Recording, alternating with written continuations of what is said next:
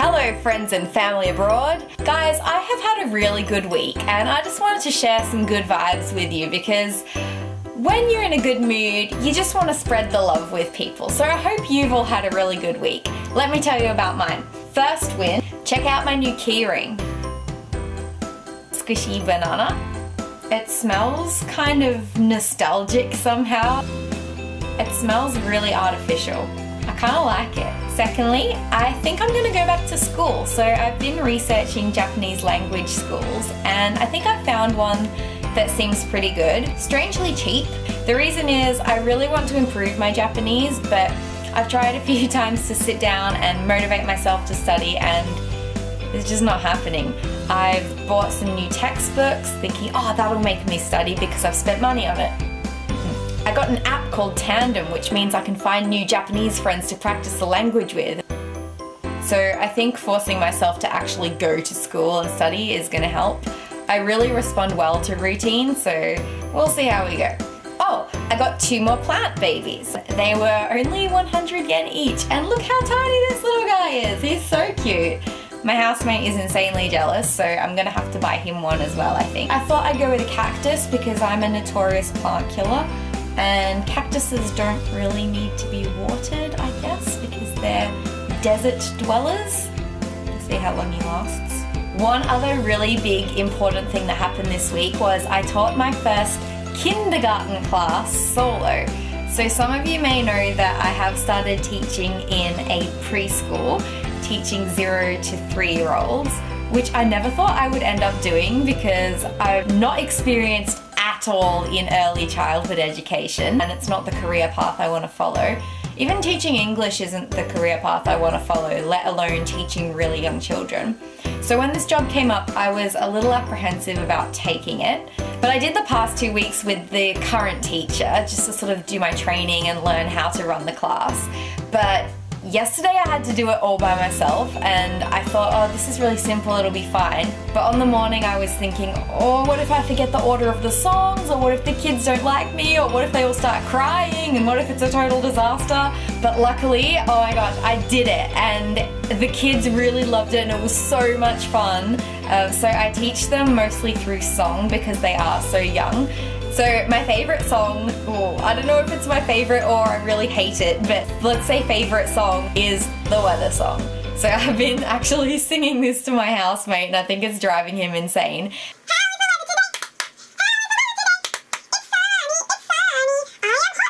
That's the kind of thing that I have to teach them.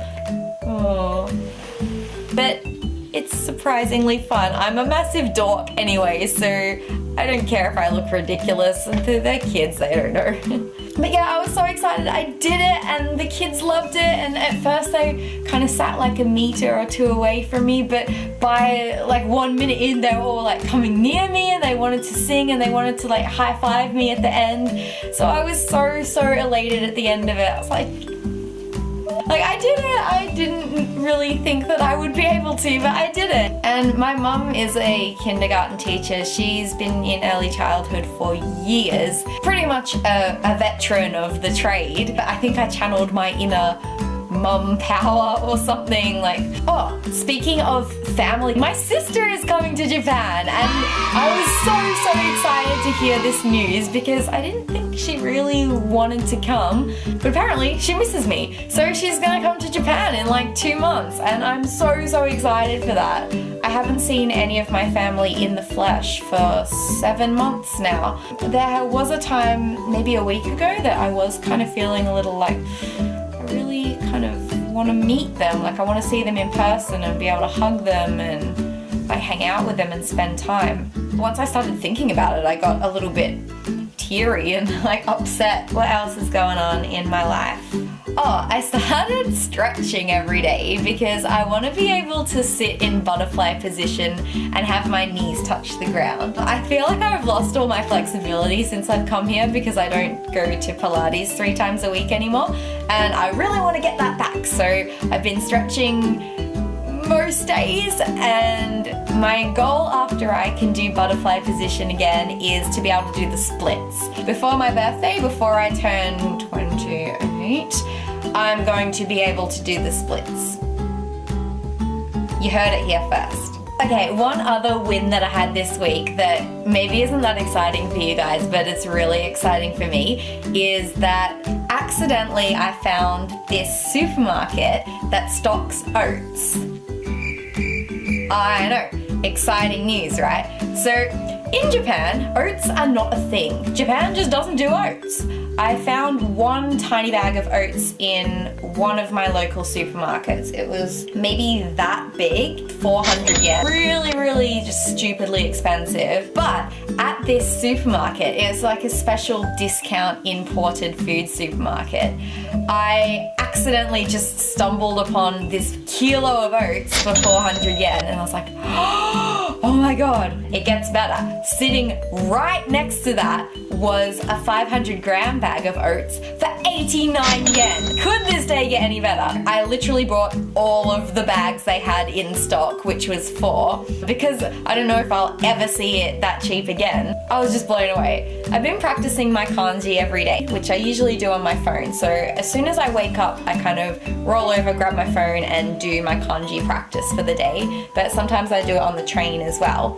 And the other day I thought, I wonder what the most difficult kanji is, because I want to learn that. And it turns out that the most difficult one is only found in Chinese language, but I wanted to learn it anyway. So this is the kanji, and I learned how to write that out, mostly because I wanted it to be a really cool party trick, and I tested it out on my students today actually. So I wrote it on the board without looking at paper, and thank God I got it right the first time. So what the hell does this kanji mean? It's for a noodle, and I think it's buang. I'm not sure of the pronunciation, it's Chinese, so I don't know how to pronounce it properly. I'm sorry if you speak Chinese and I completely butchered it, but it's for buang noodles. And the reason this kanji exists is they wanted to invent a kanji specifically for this type of noodle. Apparently, it's supposed to represent the noise that the noodles make when the maker throws the dough down, or the noise they make when you eat them. There's a little bit of controversy as to which one it is. And it's apparently one of the most difficult kanji because it's got a really high stroke count. And I'm really proud to say that I can write that now. Not sure that's actually that impressive, but I'm impressed with myself. So I want to tell you about my first neighbor encounter. So we have our balcony out the back, and that's where we hang the laundry. And what I normally do is put the t-shirts on coat hangers, because we have an abundance of coat hangers, and hang them up. And I'm pretty lazy when I take t-shirts off coat hangers. I kind of just pull like the shoulder and then it slides off. But last week, one of them sort of, when I pulled it off, the coat hanger flung over the edge of the balcony and went into the neighbor's yard. And I was just like,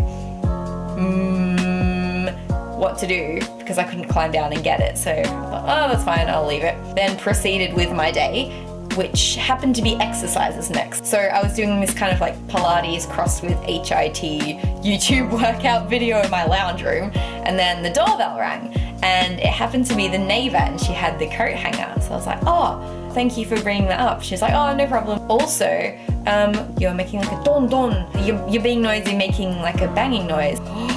I didn't even realize, and I felt so bad. I was like, oh, hontoni sumimasen. I was just like, oh, I've become that like annoying loud foreigner, and I really don't want to be that person.